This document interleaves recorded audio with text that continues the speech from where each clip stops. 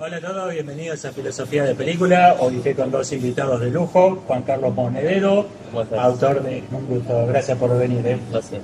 autor de Lenguaje, Biología y Poder, entre otros libros, y con Javier de Xavier Argentina. Vamos a hablar de varios temas y bueno, empecemos con Lenguaje, Ideología y Poder, no con el libro, sino con El tema.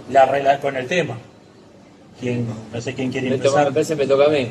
Te- Me parece que me están diciendo a mí. Hay una vocecita que me está llamando. El libro Lenguaje, Biología y Poder refleja un tema que es anterior a todos nosotros. Yo solamente he hecho una recopilación de algunas citas destacadas de grandes intelectuales argentinos y extranjeros que reflejan cómo a través del lenguaje se puede comunicar un pensamiento y ese pensamiento luego se transforma en conducta. De forma tal que el lenguaje y pensamiento son como una avenida de doble mano. Influyendo en el lenguaje puede influir en el pensamiento, pero también influyendo en el pensamiento puede influir en el lenguaje. Esto es especialmente delicado en la situación actual en la que nos encontramos, donde hay tantas ideologías, donde hay tanto manipulación verbal, y donde a través de un aparato lingüístico especial, específico, se intenta presionar la mente de la gente para instalar una cantidad de ideas, de conductas que, si fuesen presentadas legítimamente, frontalmente, serían totalmente descartadas. Por ejemplo, el tema del aborto. Nadie te dice que es un asesinato de un bebé inocente de una persona por nacer. Te dicen que es la interrupción del embarazo, porque eso queda mejor. Lo mismo el tema del cambio de sexo, el llamado cambio de sexo. Nadie te dice que el sexo es una realidad cromosómica inmodificable, sino que te hablan de cambio de sexo cuando en realidad lo que pueden cambiar son los caracteres sexuales secundarios. Ya está cierto. Hasta cierto punto, porque después esas hormonas que vos tomás, luego tu cuerpo reacciona contra esas hormonas y tenés que volver a inyectar hormonas del sexo contrario para mantener esos cambios. Es decir, hay un montón de propuestas hoy en el mundo cultural. Eutanasia es lo mismo, se le llama muerte digna. Ahora, como este proyecto de ley presentado por el radicalismo, por el Cornejo, dice prestación de servicios para morir. Prestación de servicios para la ayuda a morir. ¿Ya? ¿Cómo manipulan los términos? Entonces, estamos ante una auténtica guerra semántica. Eso es el planteo del libro. Una guerra lingüística, una batalla de las palabras, en las que nuestra tarea, como estudiantes de filosofía, como personas que nos dedicamos a la filosofía, es alumbrar para que la gente no sea engañada por esta Con esas propaganda. manipulaciones del lenguaje. Así es.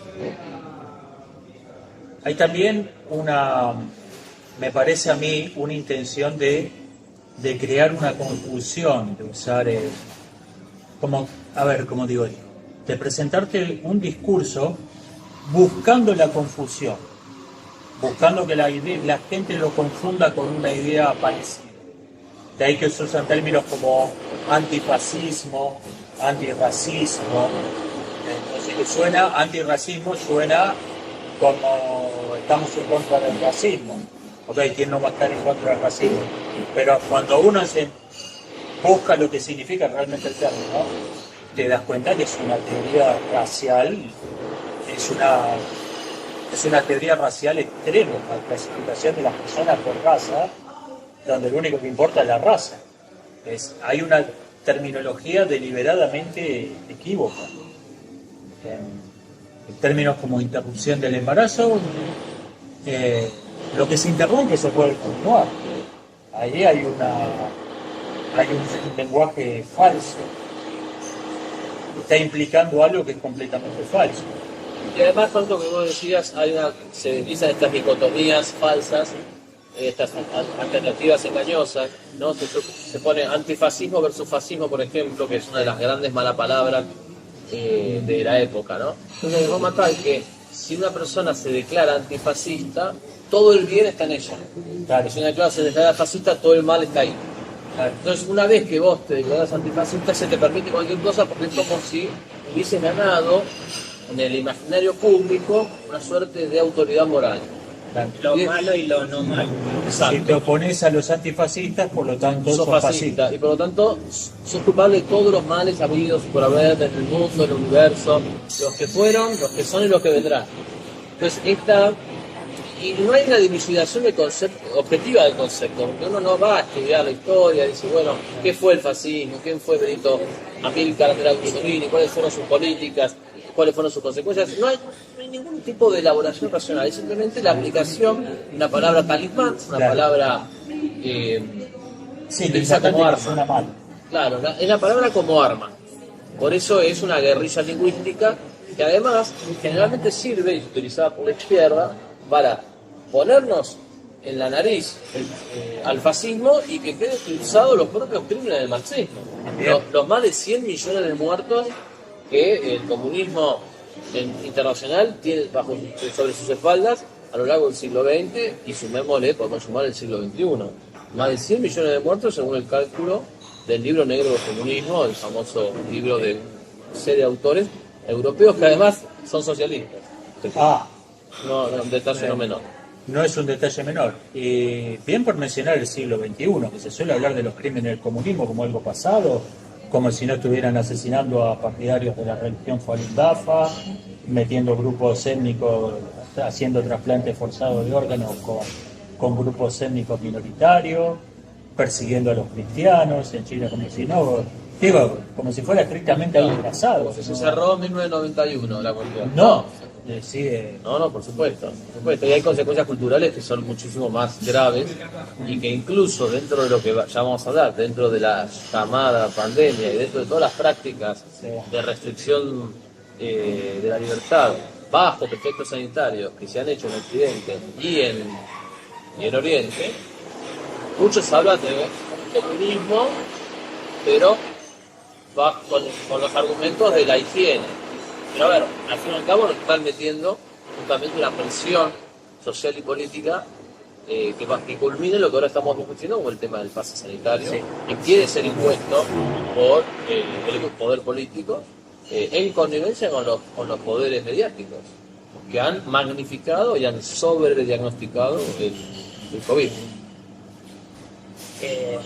Respecto al lenguaje, bueno, nosotros cuando escuchamos decir algo, o sea, ya tenemos una conducta natural de ir asociando. Asociamos completamente las cosas. El lenguaje, las palabras tienen su propia lógica por la familia de palabras y demás que hay. Pero lo que se presenta es una serie de palabras que te conducen hacia un lado en medio de unos hechos que te conducen hacia otro. Y esto es equivalente a decir, primer acto, sí, segundo acto, no. De esa manera, lo que se logra es que las relaciones de causa y efecto dentro de una serie de medidas que se van tomando, que son totalmente antipolíticas, la presentación de estas palabras lleva a una serie de temáticas y a una serie de situaciones que ya están marcadas a través del origen de la palabra en el momento que uno intenta describir o hablar sobre eso. Porque la propia palabra te lleva a hablar de diferentes situaciones que en lo que estuvieron hablando recién se vio el ejemplo. Y creo que en la forma en la que plantearon recién las cosas, perdón la crítica, pero es la demostración del poder que tiene y que esto parece que a una conciencia es muy difícil dominarlo. Cuando uno parte de la palabra y de hacer una crítica a un concepto fantasma que pertenece al mundo de la fantasía, como por ejemplo la mujer a la que se refieren desde el relato fantástico del género, es una mujer que no existe. Hacen así con el dedo, señalan a una mujer, pero la historia que cuentan es fantástica. Eso nos lleva a que lo único que podamos hacer es rebatir argumentos y que todos los debates se centren en demostrar que los argumentos son falaces y todas las contradicciones que tienen. pero ellos nos están atrapando, porque nos están llevando al terreno en el cual uno se posiciona o se debería estar posicionando solamente cuando está analizando una propuesta de solución. Por más que sea mala o por más que pésima que sea, uno se predispone de esa forma. Entonces es eso, es negarlo, o sea, negarlo con la palabra y afirmarlo con la cabeza. Los conceptos fantasmas a lo que llevan es a eso, a que a través de una convención creada por la propia propaganda, asociando imágenes, temáticas, argumentos y demás, se crea un concepto que no refiere a la realidad, refiere a un mundo fantástico. En cuanto uno intenta decir que la bruja no le funcionan los hechizos, la está tratando de bruja como está tratando de concediendo su realidad, la realidad de la exactamente. bruja. Por eso, por ejemplo, en el caso ¿por qué es confuso? Porque cuando uno señala un automóvil, ¿no? Uno sabe que el automóvil tiene una realidad material, que es común a nuestro sentido. Pero cuando hay algo inmaterial como el lenguaje, no quiere decir que no exista, sino que es un concepto real, inmaterial. Igual Lenguaje que, inclusivo. perdón, me te interrumpa, te escuché decir una vez algo que me quedó muy grabado, me pareció muy interesante, que cuando cambias una palabra, cuando usas un eufemismo, por ejemplo, cortás todas las relaciones, todas las asociaciones que te venían a la mente al oír esa palabra. Claro, lo que sucede es que cuando vos, por ejemplo, el lenguaje inclusivo para mí se le puede llamar a una campaña de propaganda que sirvió para que se elimine el término abuso de poder. Porque en el ejercicio del abuso de poder, una de las consecuencias fue intervenir en el lenguaje. Entonces todos se centraron en defender la letra O, por resumirlo de alguna manera, Sí. y no en instalar el término abuso de poder. ¿Por qué? Porque eso te lleva al hecho anterior. Entonces uno, en lugar de estar señalando la realidad y dándole uno de los nombres, está a partir de un relato rechazando argumentos, pero que están basados en un discurso ficticio, que no refiere a la realidad. Por más que se ponga en serio y que como que están hablando. Esa creo yo que es la razón por la cual les viene saliendo bien. Porque esto es análogo a que vos, por ejemplo, no sé, entonces llegues a tu casa y la puerta está forzada, está toda la cerradura rota, Vamos a discutir con el ladrón que está dentro. y el tipo te dice, no, yo vine a regarte las plantas porque las regás con soda y te van a crecer mejor y vos las maltratás, sos un ecofascista, no sé, lo que sea. ¿Cómo podemos ir? O sea, ¿qué hacemos? ¿Hablamos de violación de la propiedad privada o tenemos un botánico para que le explique Sí. que las plantas no crecen mejor? O lo con sacamos soda? a las patadas o buscamos un palo para golpearlo. Entonces, eso es lo que creo que yo paso. Sí. Eso creo que es lo que viene, Sí, eso sí, es lo que muy creo bien. que viene pasando. Mirá, hay un caso casi literal que es eso, que es con los cursos de adoctrinamiento obligatorio en ideología de género, que Hago un paréntesis, un efecto del abuso de poder. sí, pero lo que voy, que todo, por ejemplo, lo que se ha comentado en YouTube sobre ese tema, es que el género o sea, discuten las ideas y no el hecho en sí de que el Estado te está adoctrinando, obligando a tomar un curso que es en lo central. Sí, Como que el problema fue como si te estuvieran invitando a debatir sobre el género. No, te están diciendo que a partir de ahora es verdad lo que el Estado diga que es verdad. Que el género no existe. es que No, hay- pero es que eso es secundario, si querés lo discutimos si existe o no existe. Yo lo que El creo- punto, Sí, el punto es lo que está sucediendo. El Lo que- punto es por el eso curso es obligatorio. ejemplo de... Hay novelas en las que, por ejemplo, se ve, creo, algo de lo que vos has hecho, has dicho recién, ¿no? Que aparece una bruja, aparece un hechicero, aparece una alucinación y los protagonistas, que son buenos, empiezan a luchar contra la alucinación y a medida que lucha contra la alucinación y contra el fantasma va cobrando más realidad que antes. Exactamente. Y hay otra, en esa novela aparece alguien que dice, no, voy a ignorar al fantasma, voy a seguir caminando en esa dirección y aunque el fantasma me haga así, me grite, me voy a seguir y voy a hacer lo que tengo que hacer. Creo que vos estás hablando de eso. A mí siempre me gustó la frase esta de que hay que mejor que refutar a los ideólogos es desenmascararlos. ¿Por qué? Porque vos refutás a un adversario honorable, en principio, que tiene un contenido objetivo para mostrar. Sí. Por ejemplo, yo puedo discutir con un ateo o un agnóstico honesto, que tiene un contenido y que el contenido lo presenta como verdadero, ¿sí? Sí. Y que el tipo tiene un código ético y yo tengo un código ético y respetamos el código ético común y tratamos de llegar a una conclusión. Y yo sé que puedo tomar un café, puedo discutir 1, 2, 3 horas o toda la vida, pero en base a mismas reglas, ¿no? Como jugar al ajedrez. Exacto. Ahora, ¿no? Yo puedo discutir con un tipo, cuando yo entro a mi casa está la puerta forzada y el tipo le dice que hay que ponerle soda la planta.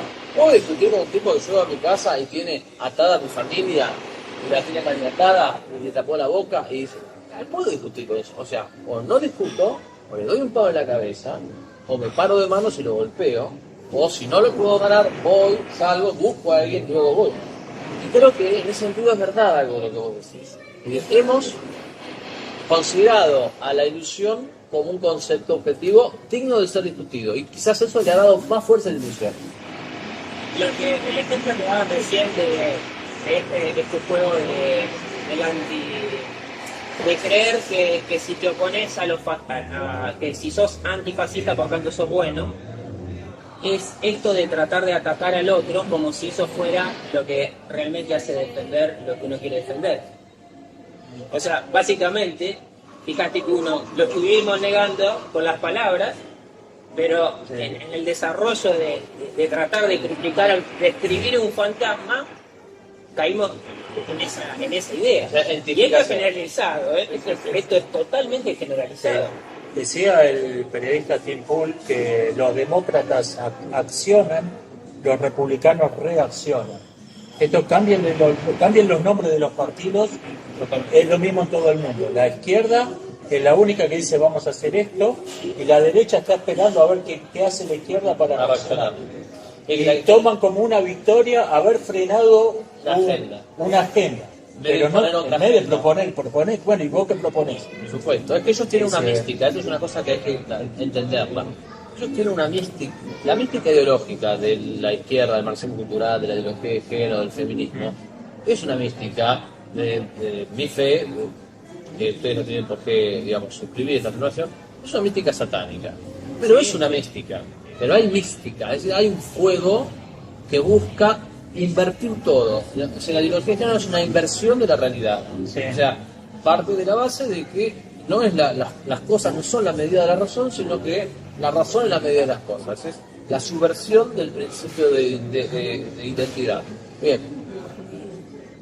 En cambio, los otros que están enfrente, no todos, acá estamos 3 Quijotes que queremos luchar contra eso, pero muchos de los que están enfrente reaccionan en esto, en la misma línea, es decir, no proponen o no intentan quitarle el aro, sino intentan pasar por el aro de ellos y pero mira, pasé por el aro tuyo pero te gané. O sea, intentan ganarle con sus propias reglas en vez de imponer las reglas de ellos. Es que lo que termina siendo, eso es parte o sea, primero de no referirse al hecho. Porque, por ejemplo, si a mí me dicen vamos a hablar de lenguaje inclusivo, el lenguaje inclusivo no existe. No es un lenguaje y no es inclusivo. Exactamente. Cuando empecemos por cuestionar los términos. Es un concepto fantasma. ¿Qué es lo que está pasando? Un funcionario público ejerce, digamos,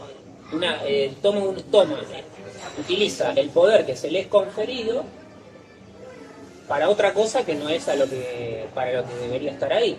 Por eso es abuso de poder.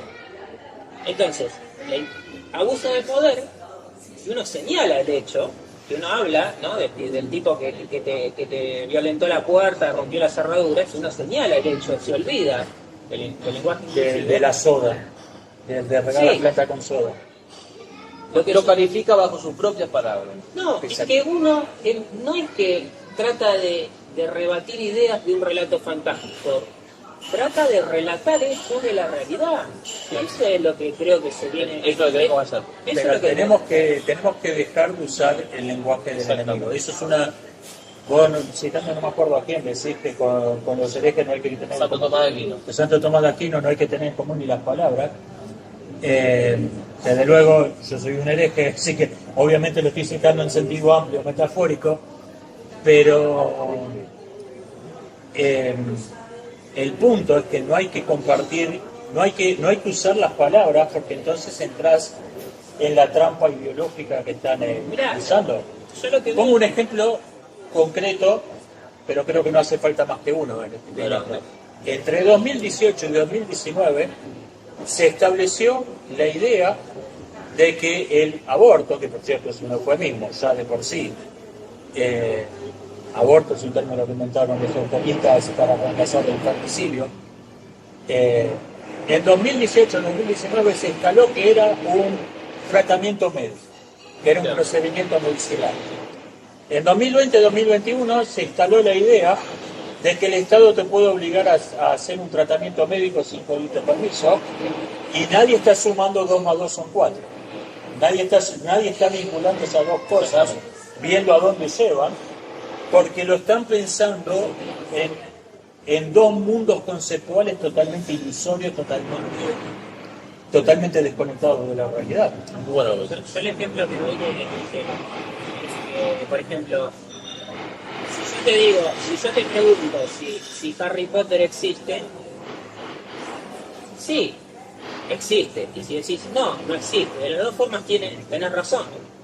Existe en tanto lo tomemos como un personaje de ficción, y no existe en tanto lo tomemos como... Entonces lo que está pasando cuando se habla a partir de palabras que lo que intentan es precisamente no tener sentido o limpiar el sentido, es una forma de un deshablar, es un contralenguaje. Porque no pretende el acto de comunicación, pretende orientar la conversación y el debate en una línea en la cual no vaya en el orden de la causa y los efectos. Por eso siempre lo que se termina criticando es los efectos que va a tener la implementación de eso que se toma como si fuera una propuesta de solución, cuando en realidad es la presentación de un problema. sí. Entonces, Pero eso- si doy un ejemplo con esto que estás diciendo, ya que volvimos a hablar del infanticidio, que algunos llaman aborto y que otros mucho más de interrupción del embarazo.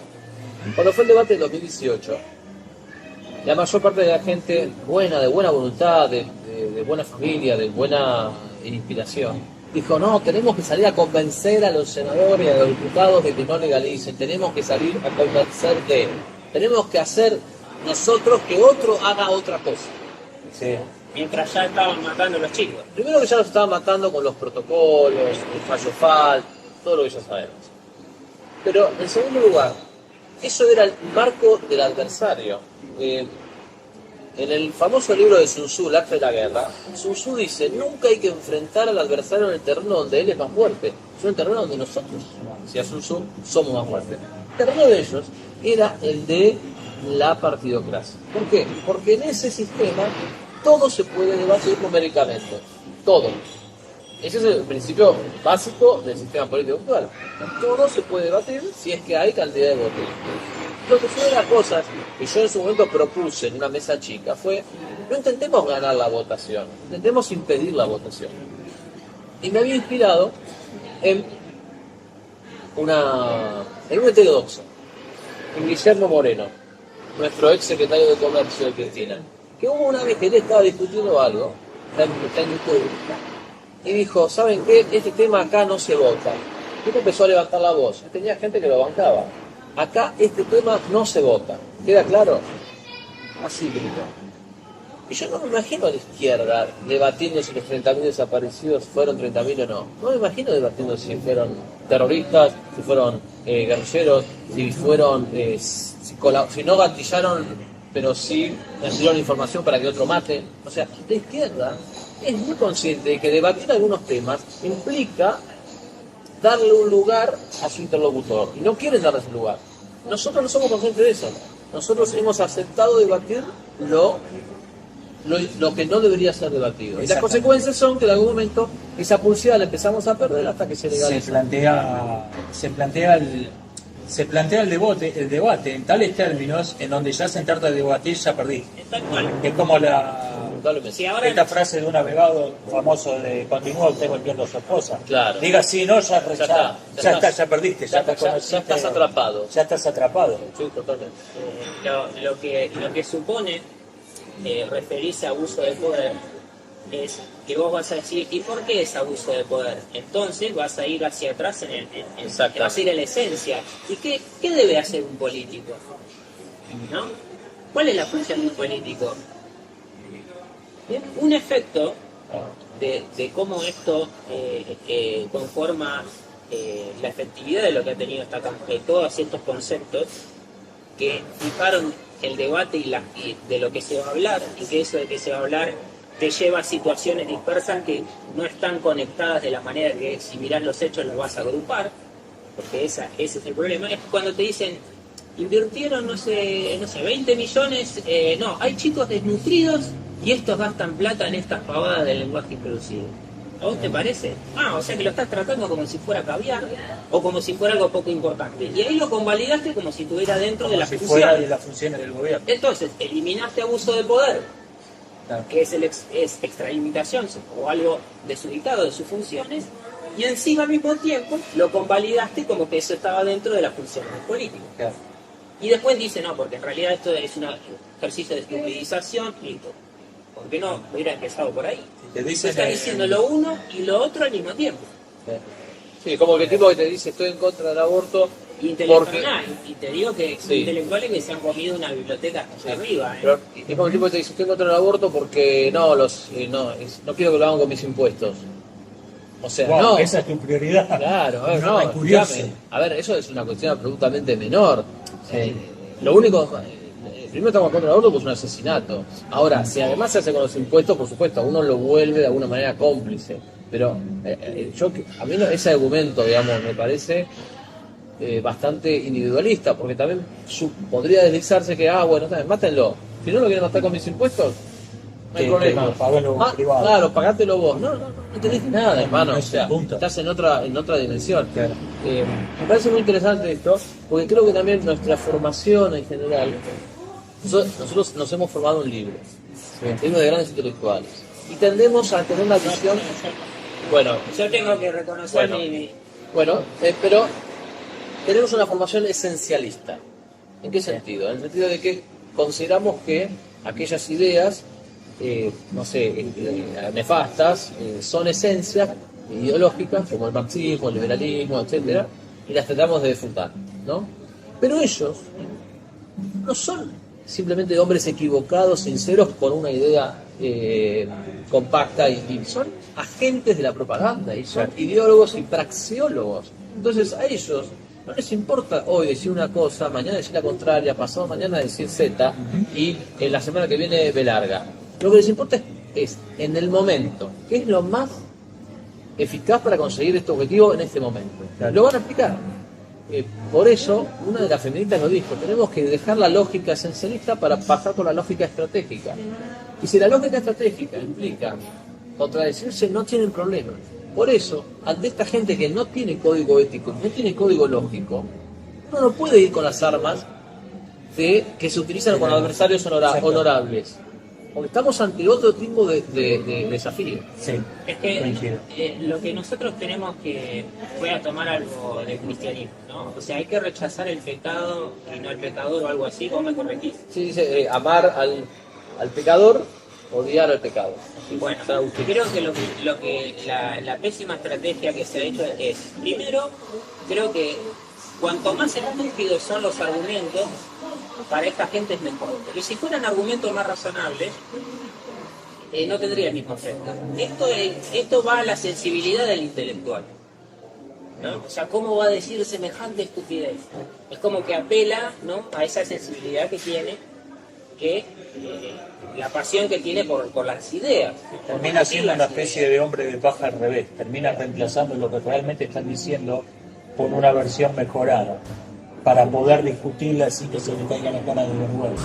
Lo he visto en muchos casos. Es que lo que terminás haciendo es rebajarte vos a ellos. O sea, lo que se dice es, nosotros vamos a defender lo nuestro atacando al enemigo. Y yo creo que eso tiene que ser una consecuencia o sea, de atacar primero la idea, pero no la idea que refiere el enemigo, sino la idea que refiere la realidad. Entonces yo ataco abuso de poder, yo ataco el concepto real de abuso de poder y no le dejo margen a un concepto fantasma como La ideología de género, del abortismo. claro, yo por ejemplo, el homicidio, ellos lo que hacen es, al dividir el homicidio en diferentes palabras y en diferentes leyes, es que se hable del homicidio de a poquito relacionado con muchos temas. Entonces vos decís, bueno, aborto. El aborto para mí no existe, la eutanasia no existe, Feminicidio no existe. nada de todo eso existe. ¿Por qué? Porque el aborto es una práctica fantasiosa que no existe, que señala algo que es un homicidio real. O infanticidio, peor. Sí, es un homicidio, no sé. Haberse agravado por el vínculo y de una persona inocente e indefensa. Claro, entonces vos qué pasa, el debate no se da, no, si yo voy a hablar de homicidio y de abuso de poder, voy a hablar de cuando se mata a los niños, de cuando se mata a los enfermos, de cuando se mata, Claro. digamos, ya desde una idea eugenésica, de cuando se trata de intervenir en el lenguaje, que ahí puedo hablar del abuso de poder. Entonces vos tenés, ok, voy a olvidarme de todo el relato. ¿Qué tengo yo frente a mis ojos? ¿No? Abuso de poder. Por tanto, eso no es política. No lo reconozco dentro de la función del político. De ahí puedo manifestar diferentes formas. Entonces yo soy el que organizo los hechos y los voy poniendo y soy yo el que gano en el terreno. Eso es lo que falta. Eso es lo que falta Y hacer. eso es lo que Escasea. escasea porque nos han provocado sobre todo por lo estúpidos de los argumentos. Entonces, ¿qué pasa? Uno mismo está discutiendo la fantasía. Entonces, Está alimentándola. Es como si de repente viene un tipo acá y nos dice, ¿saben qué, chicos? Los niños los trae la cigüeña de París. Entonces vos te organizás, vas a buscar la biblioteca, no, mirá, en realidad los niños, la fecundación viene de... Vos vas a buscar a un neonatólogo, yo voy a buscar a una pediatra. Cuando la respuesta correcta era vaya por la sombra. Claro, no tomate nada, hermano. O sea, Exactamente. O sea, el problema también hay una cosa, que también creo que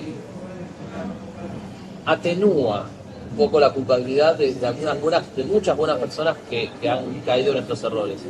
Que es que si aparece un tipo y nos dice, chicos, los niños Víctor Frey, la cigüeña de París, y es un tipo que va caminando por la calle, vos y yo le decimos, chao, nos vemos, señor, que le vaya bien, ya está. Pero esto no era eso. Ellos dominaban los medios de comunicación, dominaban las cátedras, dominaban los parlamentos, dominaban las radios. Entonces, ante esa entente, ese conjunto de fuerzas oscuras, todas martillando con el mismo punto, es que surgió. No es tan fácil como si el tipo venía caminando y dice una Sí. lo que pasa es que crean Se empieza a confundir los válvulas de escape. lo que tiene el poder detrás, se empieza a confundir el poder con la razón.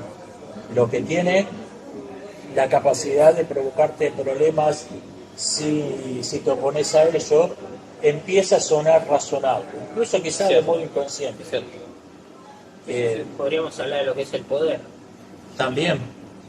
Es cierto, pero digamos, también el otro no tenía opción, porque decía, si yo lo mando a pasear, le dejo el lugar a él para seguir diciendo las barbaridades que dice. Y si yo entro a discutir con él, caigo por ahí en el error de discutir con un fantasma. También yo reconozco la complejidad de esto, de que las personas estaban atrapadas. Porque también era difícil imponer un propio marco. O sea, el sofista no hay que, digamos, en lo posible no hay que debatir con él, hay que apagar la televisión. Claro. Pero vos podés apagar la televisión de tu casa, pero no podés lograr que ese hombre deje de infectar millones de televisiones, millones de hogares. Esto también se da por el hecho de que hay que tener una voluntad de querer solucionar los problemas. Y los problemas no se solucionan atacando los argumentos del tipo problemático. Hay que ir a la problemática y tratar de solucionarla. Entonces, hablaría de política y qué es la política.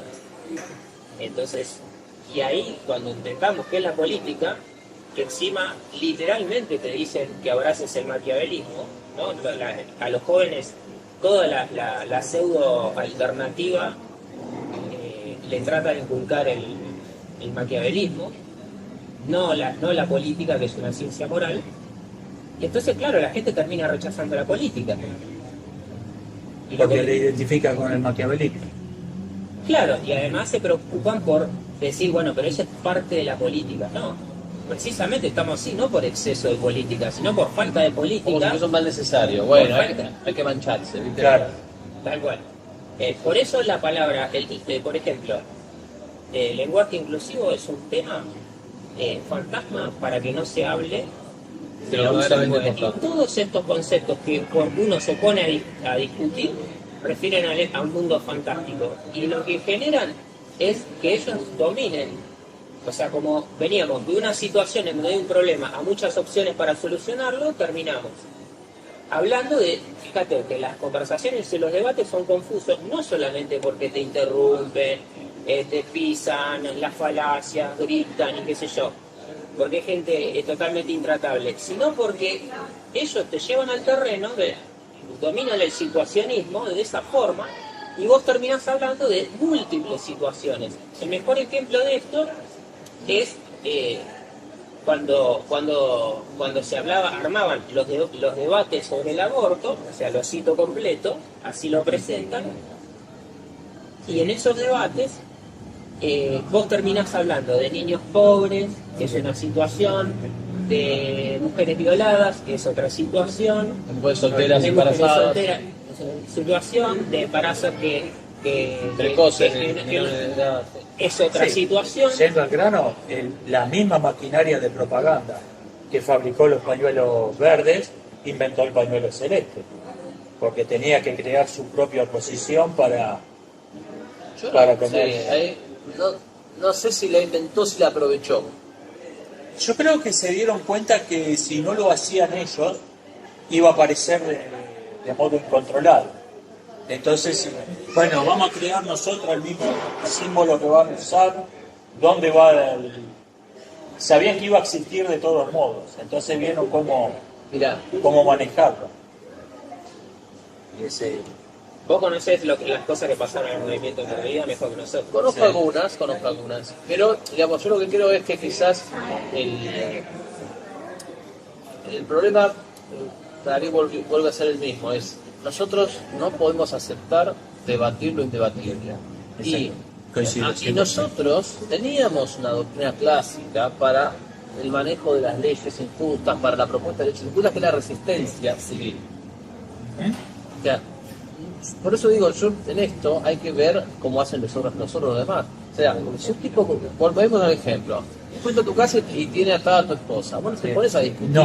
El Código Penal dice Ya pasó la etapa de que la secuestro discusión. está mal. O sea, ya, No, pasó o sea, ya pasó el momento. vas a buscar un arma o vas a buscar un palo, y si no lo puedes hacer, vas a buscar, llamás a tu familia, a tus amigos y volvés. Bien, nosotros hemos caído en en discutir con el secuestrador. Una emboscada. Con lo que además hemos dado la impresión de que el secuestrador es razonable, porque Sí. vos solamente haces argumentos ante Con alguien razonable. Con alguien razonable. Yo creo que lo que Y con algo mencionabas, que vale la pena. Con algo que vale la pena.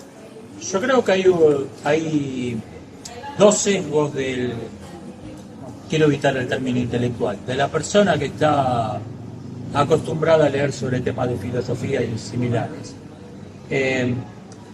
Uno, muy útil, es que estamos acostumbrados a oír ideas muy extrañas, dichas de modo totalmente en serio.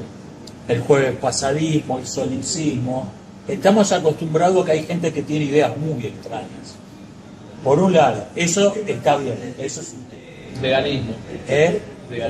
ahí cuando te viene te das cuenta que el vegano es un vegano, no es alguien que le gusta la ensalada, Es un señor vegano. es un vegano, estás acostumbrado a gente que tiene ideas muy extrañas.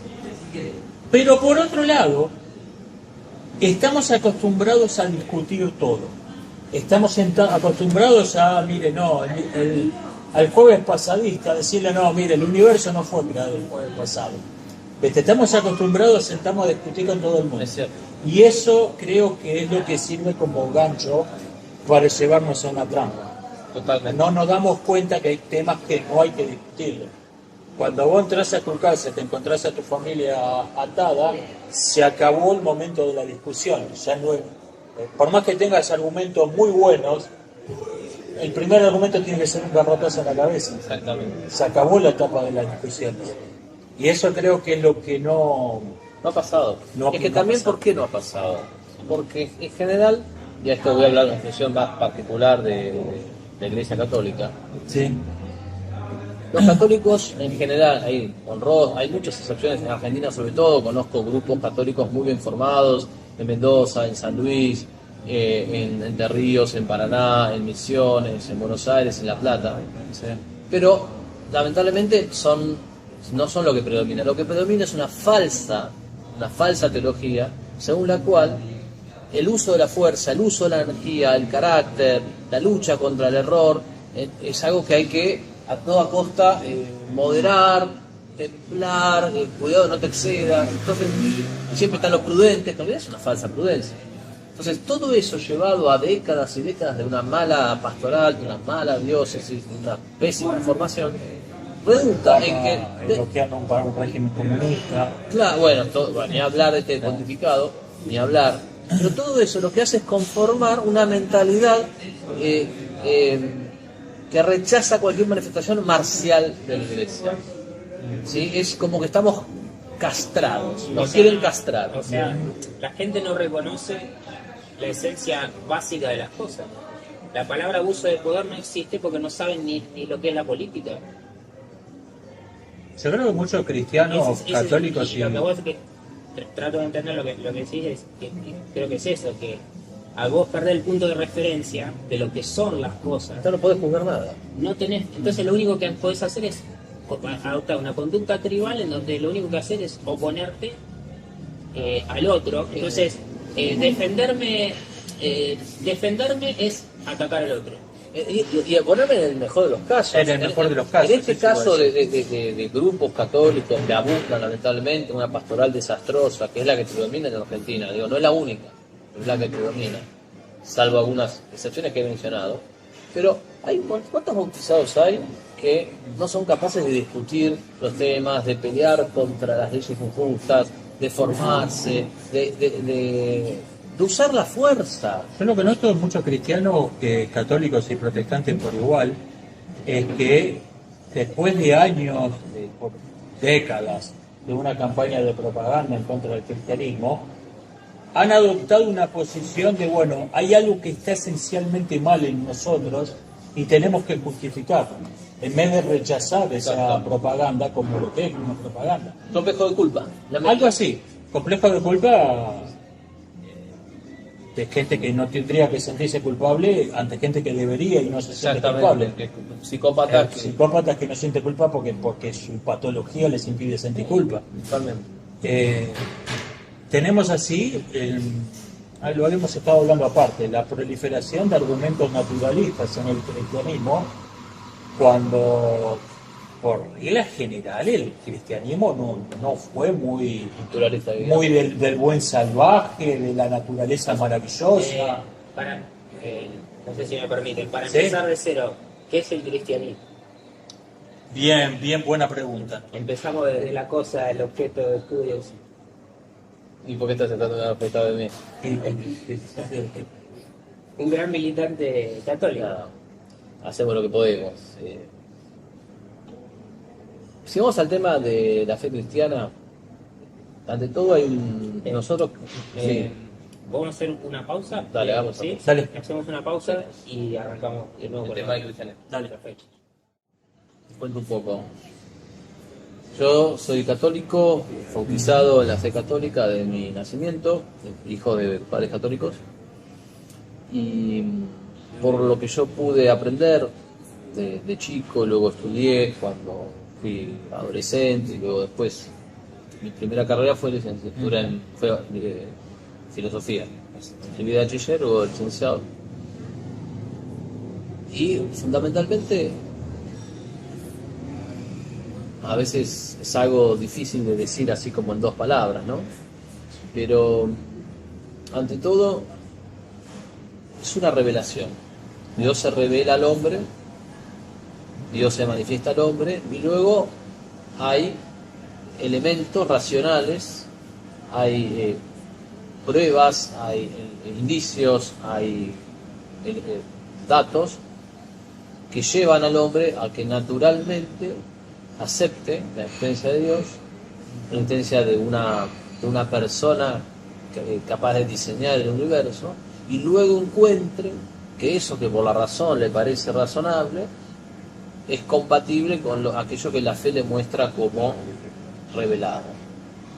Por eso es que no es el único, uno de los signos de la verdad es que la verdad sea congruente entre sí. Algunos llaman a la naturaleza, por ejemplo, el segundo evangelio, porque muchos científicos han descubierto en la naturaleza los vestigios de una mente superior y luego han visto que ese conocimiento es compatible con lo que la fe cristiana predica. Y después están las grandes revelaciones, en plural, los grandes cambios que el cristianismo, la fe cristiana ha traído al mundo, como ha sido el perdón. El perdón como algo que el mundo antiguo no conoció. Ustedes saben que antes era... No, la venganza era algo la venganza que se era bloqueaba abiertamente. Y que incluso la ley del talión vino a reducir esa venganza y decir, bueno, mira, si yo te saco un ojo, vos lo máximo que puedes sacar a mí es un ojo. A eso Jesucristo viene y trae una ley superadora de la ley del talión, que es el perdón. Y después también hay algo importante, que ciertos conceptos que la fe católica trae, que es el concepto de que el mundo como una realidad lineal y no circular. El mundo antiguo era un mundo circular, claro, un pensamiento cíclico, sí. Y acá tenemos que en el cristianismo tenemos un inicio en el Génesis, la creación del mundo, un medio que es la encarnación del verbo de Jesucristo y un término que es el Apocalipsis, el fin del mundo. Entonces esa idea primero horizontal termina desbancando la idea circular de retorno, que además incluía distintas fases de reencarnación en general. Por otro lado también hay algo que es la esperanza. Es decir, nosotros, los católicos, creemos en que todo el mal del mundo, todo lo nefasto, todos los crímenes, en algún momento serán vengados por Dios y que esa lágrima de esa niña que llora desconsoladamente tendrá su reivindicación final. Entonces, de alguna manera hay una creencia en que la bondad ontológica del mundo, es decir, el mundo no es la náusea, como diría Sartre, sino que el mundo es naturalmente bueno porque fue creado por Dios, y lo malo es cómo funciona o cómo está funcionando o cómo los hombres los hacen funcionar. En ese sentido, es una de nuestras grandes creencias, esta de que el mal no tiene la última palabra. No tiene la última palabra. Y finalmente la caridad, que como diría Chesterton, es perdonar lo imperdonable. Así como la fe es creer lo increíble, sí, no lo absurdo, porque si fuese absurdo, la fe sería absurda. La fe es creer lo increíble, la caridad consiste en perdonar lo imperdonable. Y la esperanza consiste en esperar cuando ya todo está perdido, ¿no? Hay varias de estas doctrinas capitales de la fe, que son las que han además producido luego ciertas consecuencias en el mundo occidental, el mundo europeo, también en Oriente, y que yo creo que hoy en día el mundo actual descristianizado, secularizado y anticristiano vive a expensas todavía de ciertas ideas cristianas que, aunque rechazan su fundamento, acepta en la práctica o acepta desgajándola de su fundamento. Entonces, en ese sentido, creo que es una gran aventura. O sea, hoy no existe una forma de evangelizar así homogénea, que sea para igual para todos, sino que cada evangelización, cada vez que uno transmite el evangelio, es distinto en cada caso. ¿Por qué? Porque cada persona es distinta y reacciona. A veces hay gente que reacciona más a experiencias, a veces más a dramas, más a argumentos, más a razones, más a milagros. El siglo XX y XXI ha traído una cantidad de milagros a la luz de la ciencia que hasta los más cientificistas positivistas tienen que se ven conmovidos, por ejemplo, con los milagros eucarísticos, donde se confirma que hay un pedazo de carne que está ahí y que vos lo ves y es carne humana, carne de miocardio y que debería estar podrida y no está podrida. Y los testimonios indican que esa carne provino de un pan consagrado. Y asimismo, los diferentes milagros eucarísticos en todo el mundo coinciden en que tienen el mismo tipo de sangre.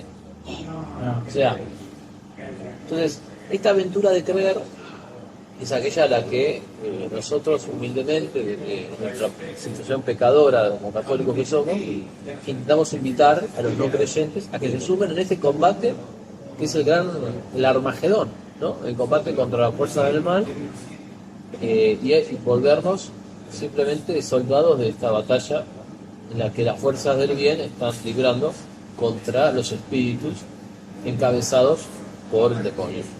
De eso se trata.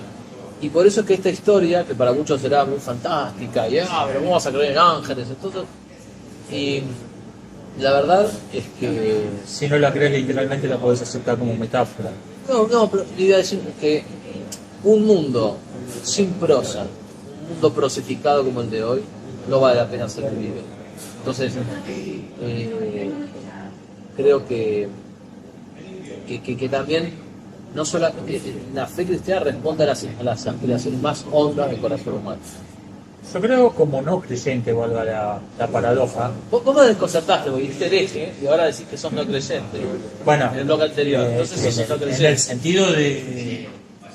En el sentido de Santo Tomás soy un hereje. O sea, un hereje que piensa por su cuenta sin... No, yo no soy un hereje. Un hereje es el que niega una verdad capital del cristianismo aceptando otras. Por ahí digo, no por ahí sabía la definición rigurosa. Ok, a lo que voy. Yo lo que noto es que los no creyentes, los ateos que nos hemos educados en una civilización basada en principios cristianos, somos algo así como cristianos culturales, aunque no seamos cristianos religiosos. O sea, principios que proceden de una religión específica los hemos adoptado como sentido común.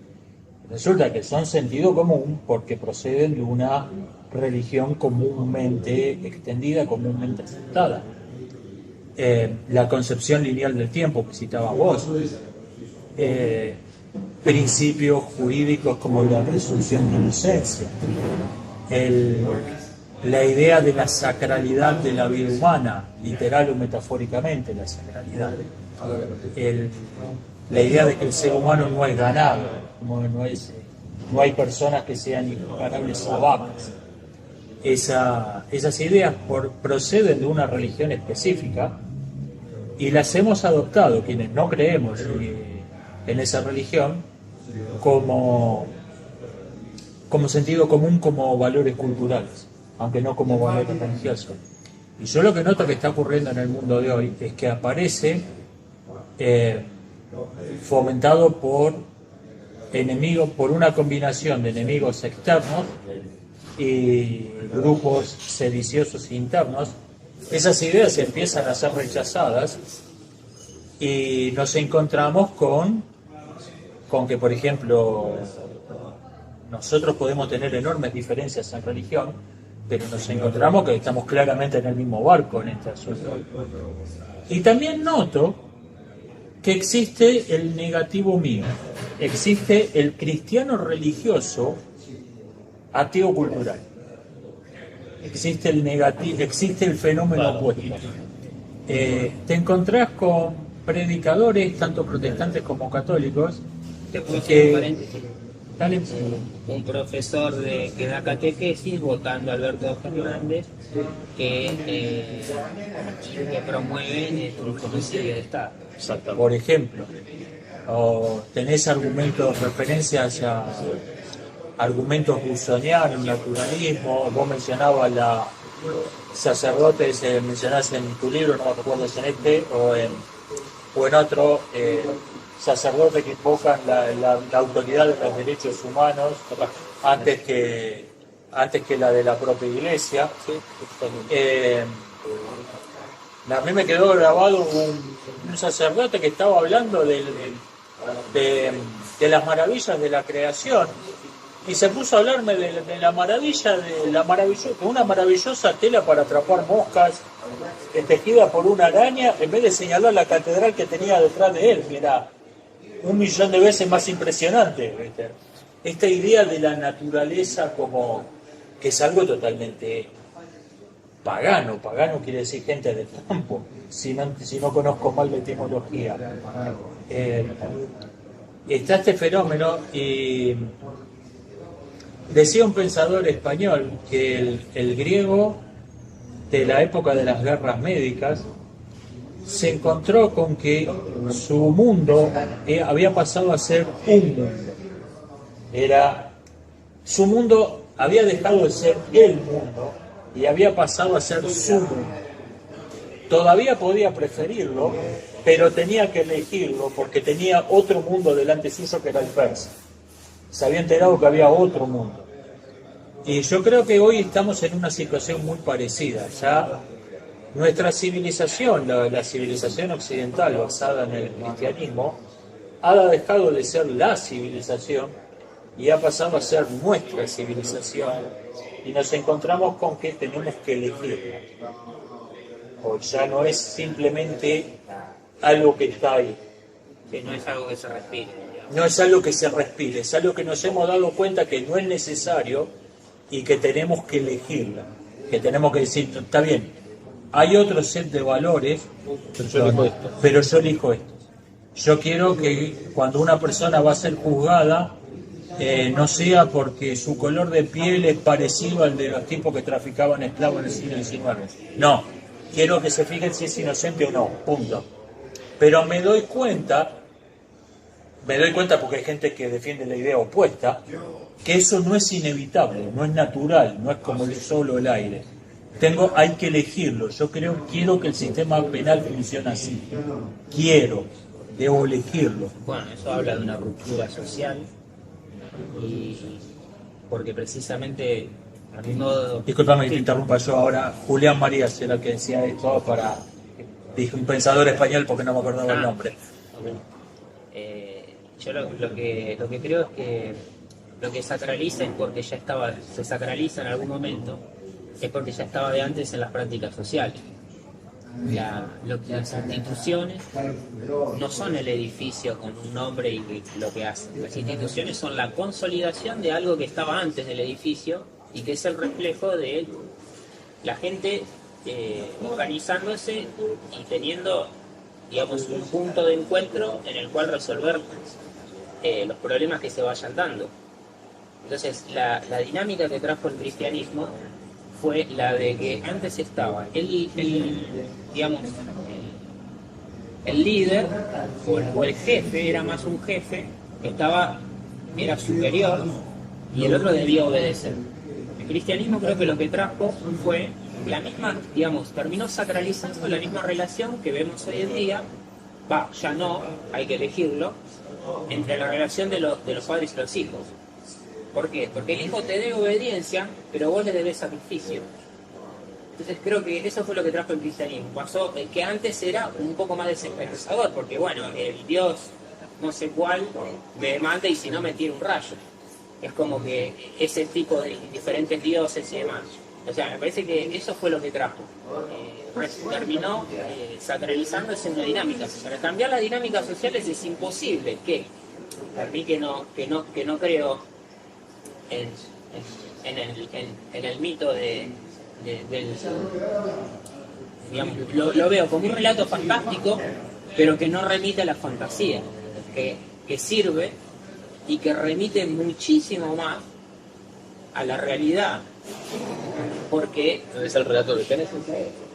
claro, o sea, remite mucho más, a pesar de que puedo tener ciertas discrepancias o cosas que no conozco. Para mí todavía es todavía sigo escuchando en esa materia. Y creo que eso es lo que está pasando. Las dinámicas sociales cambian y las instituciones no pueden ser las mismas. Eso es cierto. Entonces, ¿cómo no se va a perder? Perdimos la presunción de inocencia, lo que vos comentabas muchas veces, el delito de autor, estamos volviendo, y esto creo que tiene que ver con una concepción de la vida que ha cambiado. La idea concepción es, del matrimonio que está la hoy idea, muy parecida a la de las sociedades patriarcales, irónicamente promocionada por gente que vive hablando peste del patriarcado sin saber lo que significa. las prácticas eugenésicas de ahora son básicamente el reflejo de la dinámica social en la que se está saliendo de la idea, y esto se refleja en las instituciones. El presidente es el presidente y se debe evidencia en tanto él responde a su función. Si no, no. Pero él debe el sacrificio, es el último que tiene que abandonar el barco. Imagínate que fuera al revés. No, esto se hace porque yo tengo el poder. Entonces ahí se desvirtúa la forma de las instituciones y la manera de entender la política. La civilización cristiana, ya que hablamos de este concepto, tiene tres pilares. No, mejor dicho, la civilización occidental tiene tres pilares: el cristianismo, el derecho romano y la filosofía griega. Cuando decimos cristianismo, me gustaría hacer hincapié en que el custodio de la tradición cristiana fue la Iglesia Católica. Eso es un hecho objetivo. Durante 2000 años hubo una institución jurídica que permanece, que fue generación en generación sucediéndose, estableciendo sus dogmas a través de concilios, Nicea, Calcedonia, Éfeso, Trento, ¿no? Excepto el Vaticano II, donde no se definió ningún tema. Bien. Primero que nada, creo que coincido contigo en que hoy se ha desgajado el fundamento de la consecuencia de la idea.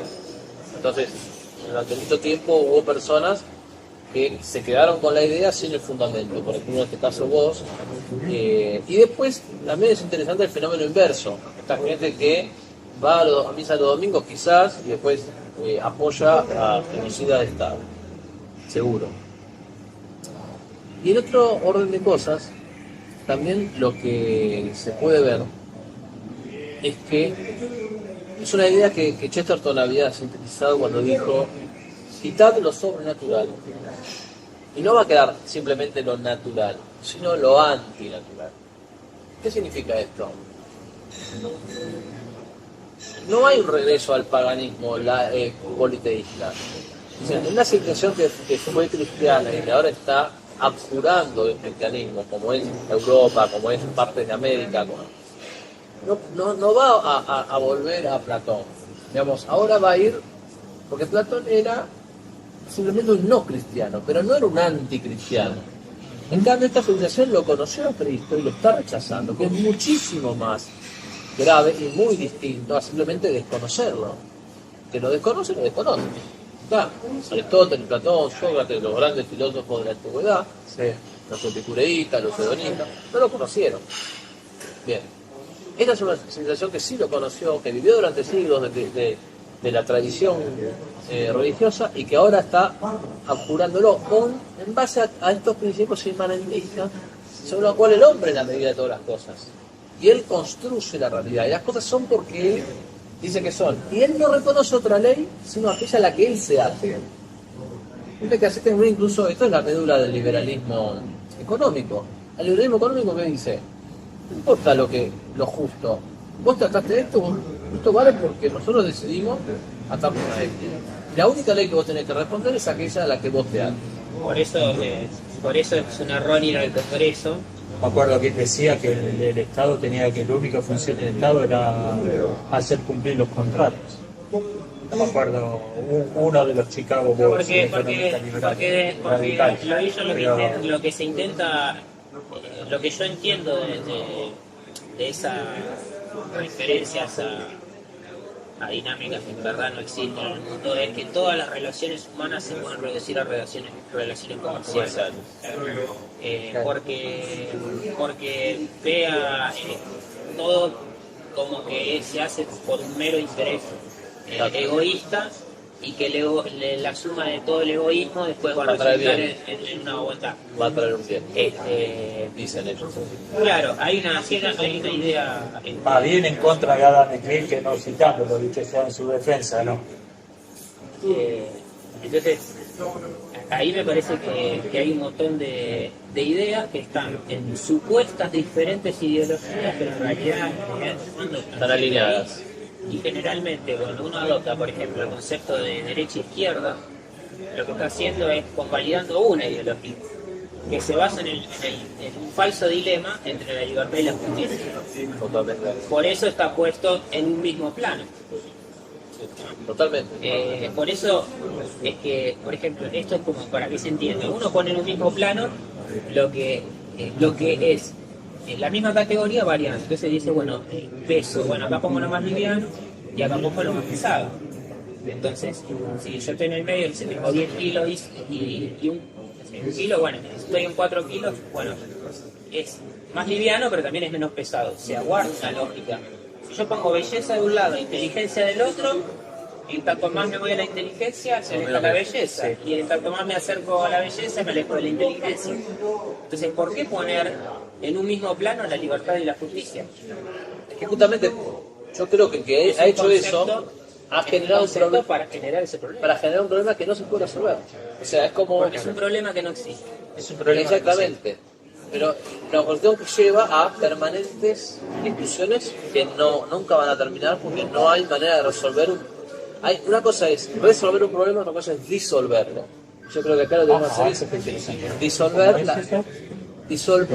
Voy a usar un ejemplo que utilizan algunos comunicadores, ¿no? Vos sos un oruga y tenés que cruzar un río. Sí. Decís, ¿cómo hago para cruzar el río? ¿Cuál es? Tengo un problema. Y de repente decís, no, soy una oruga, puedo desarrollar alas y convertirme en mariposa. Entonces ya una vez que desarrollas las alas, tu problema no es que se resuelve, se disuelve, porque ya las condiciones objetivas que hacían posible ese problema desaparecieron. Bueno, eso yo le llamo no la resolución del problema, sino la eliminación de la situación para abolir las consecuencias del problema. Así es.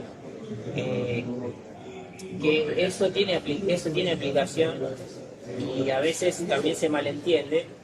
Por ejemplo, me dicen, bueno, si no tenemos más moneda, no va a haber inflación.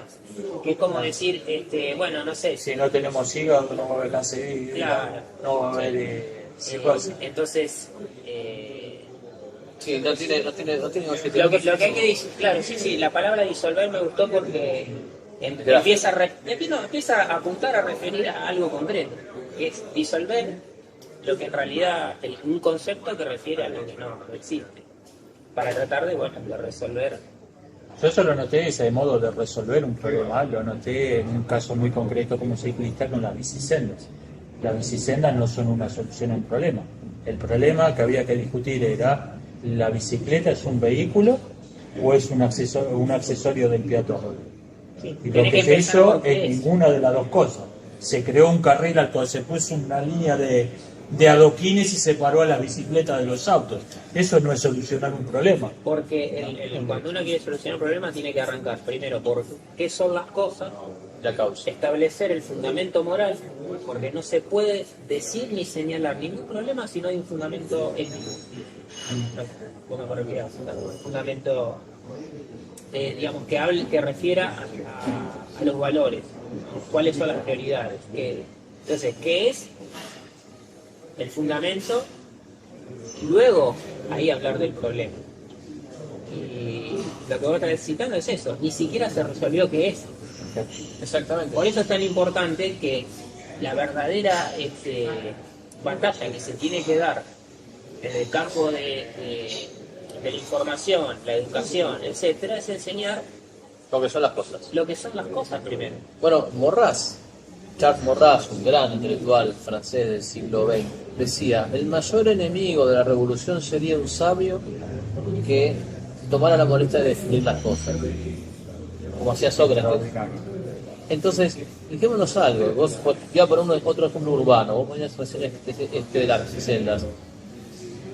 Todos sabemos que hoy Buenos Aires, la ciudad de Buenos Aires, sobre todo especialmente el microcentro, tiene una saturación de gente que viaja todos los días y es impresionante y esto genera un montón de problemas de pérdida de tiempo, de pérdida de recursos, de gente que viaja en condiciones horripilantes. Bien.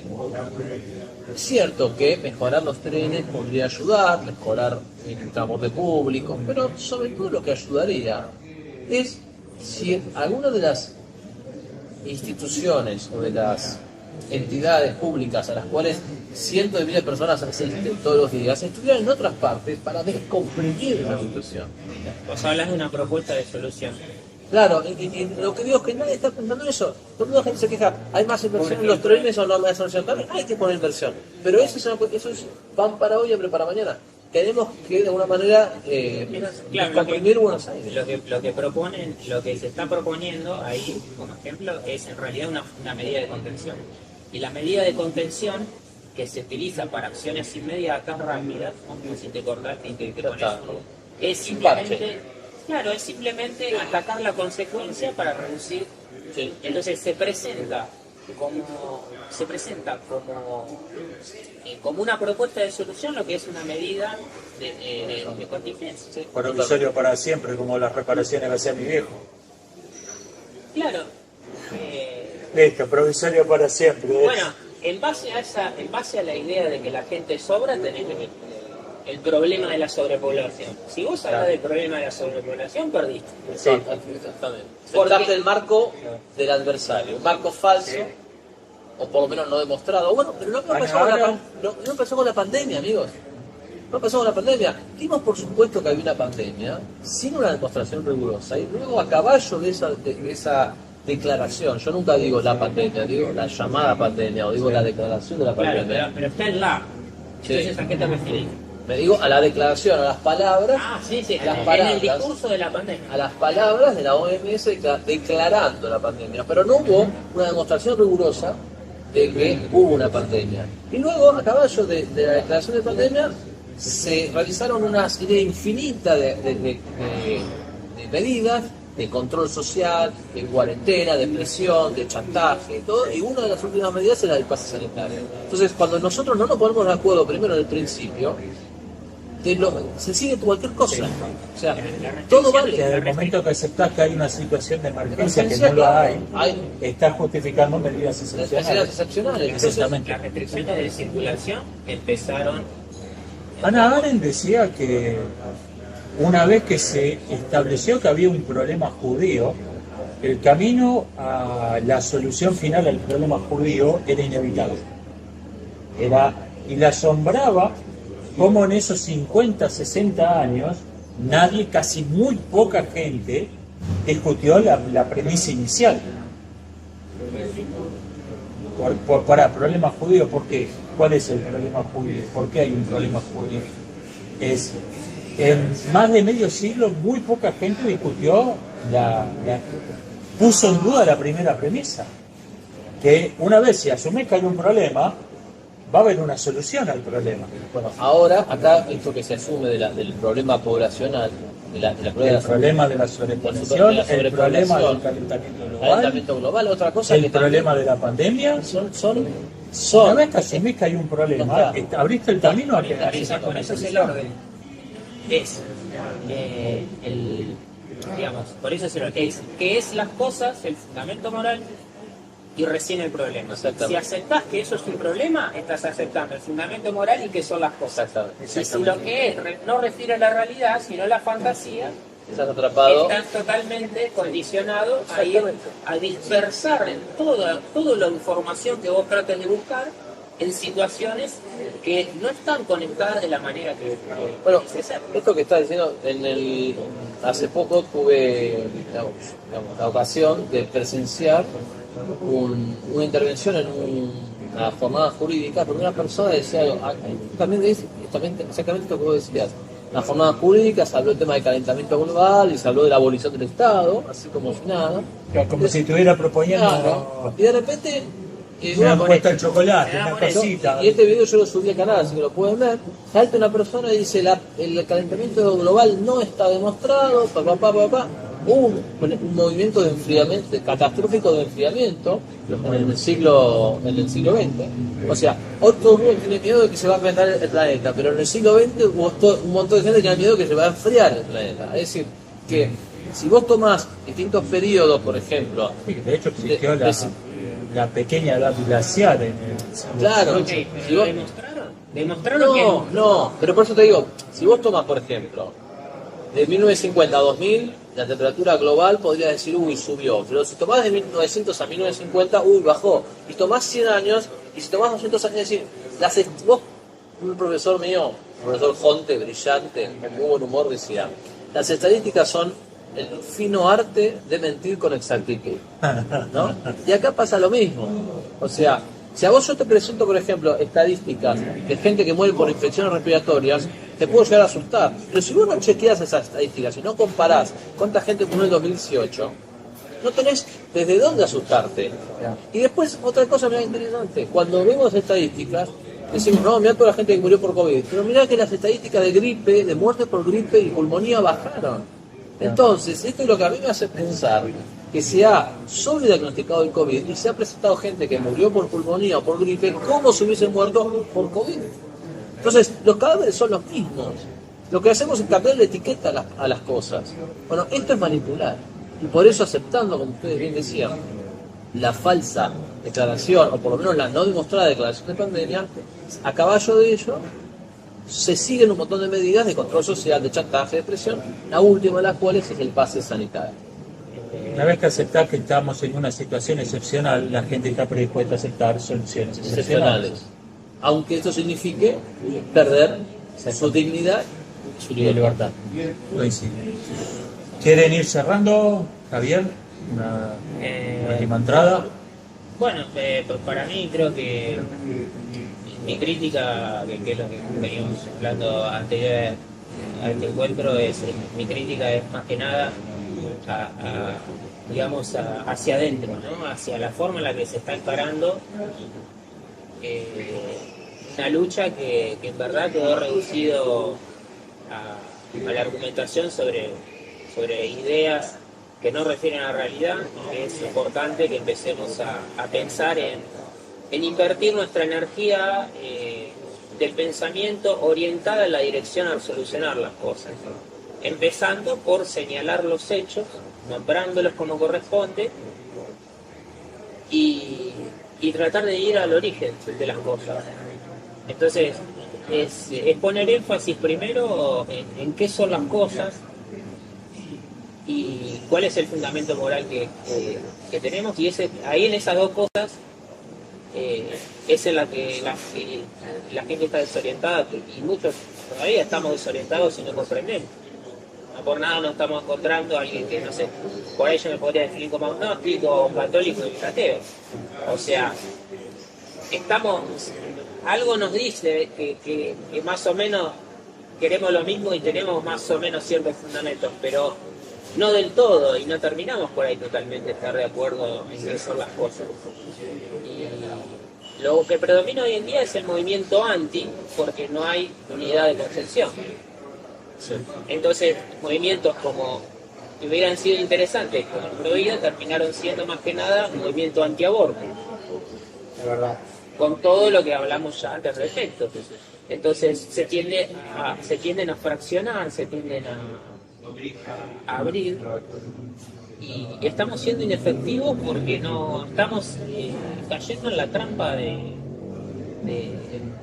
que nos pone el enemigo, al cual nos tiene que interesar atacar en un segundo plano, un segundo orden, sino atacar más la idea y entender que es la política, abandonar el maquiavelismo y comprender que lo que necesitamos son alianzas que tengan una base común del ser y los valores, ¿no?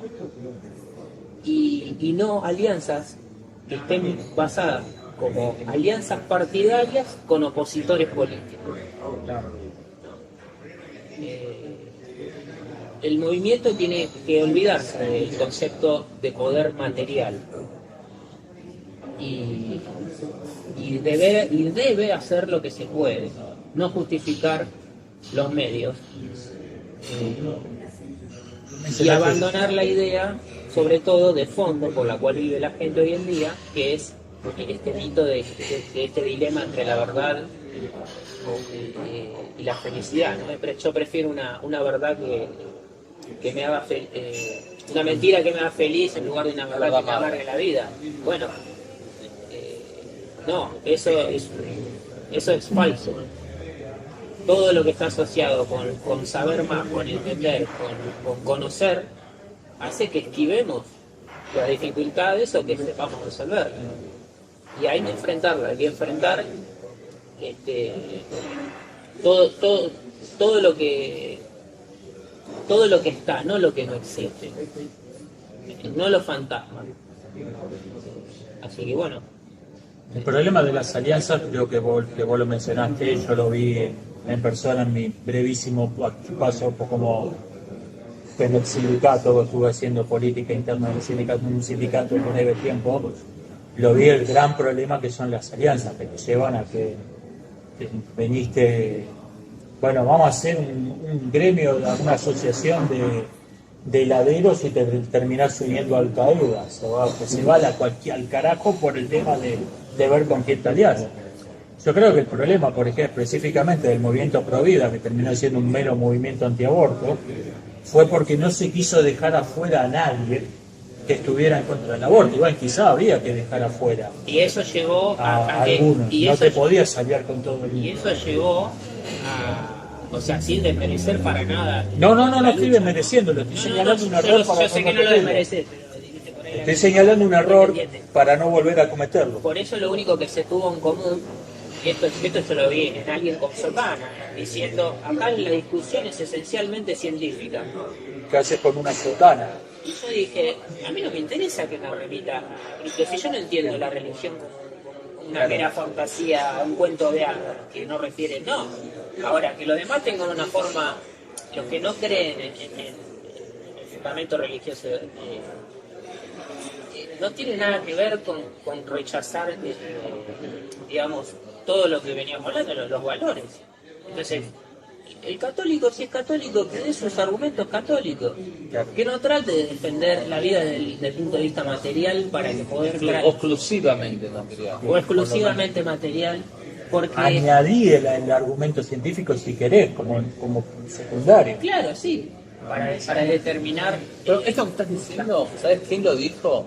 Ya en el siglo XIX, lo dijo un gran cardenal, un gran luchador contra la masonería, el modernismo, el liberalismo, que fue el cardenal Pi, un cardenal francés, que el tipo decía, nosotros tenemos que luchar por una republiqueta más o menos buena donde no nos persigan.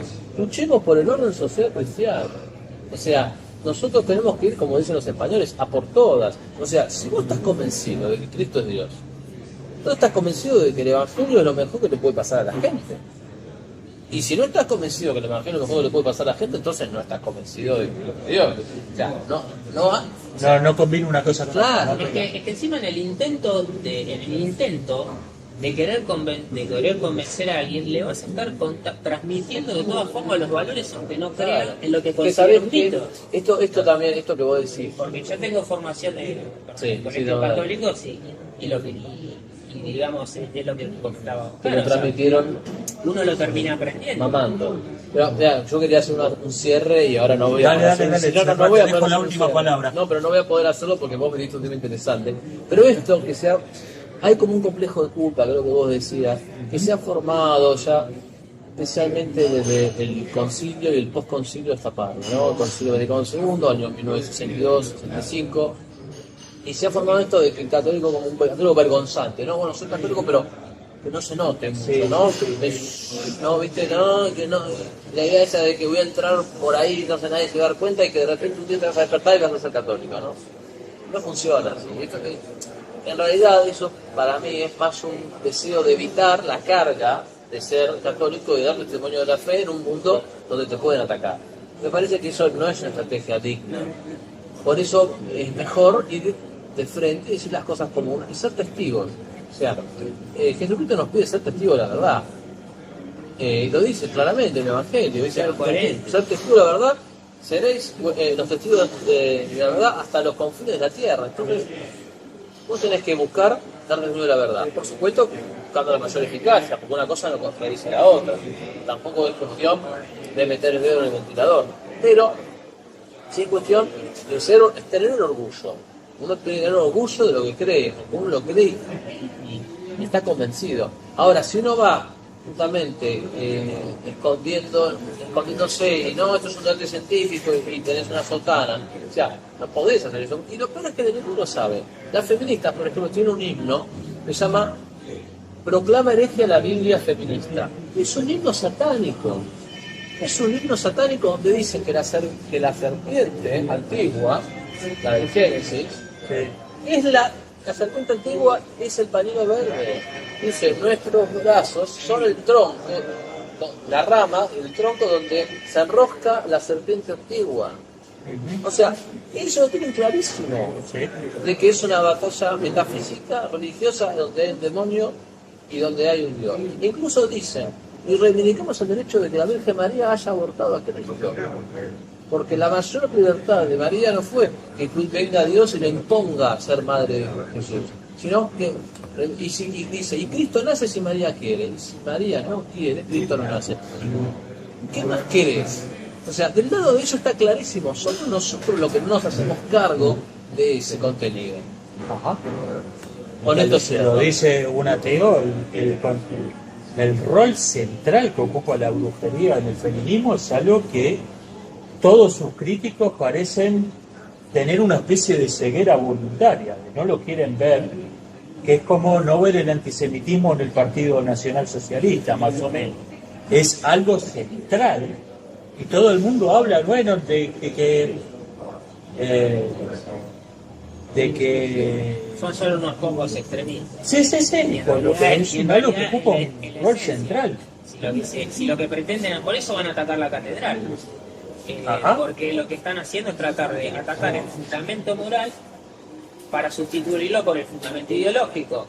Entonces tenés la cruz acá y ellos tienen el otro símbolo que es la cruz invertida. Exactamente. O sea, es un movimiento anticristiano.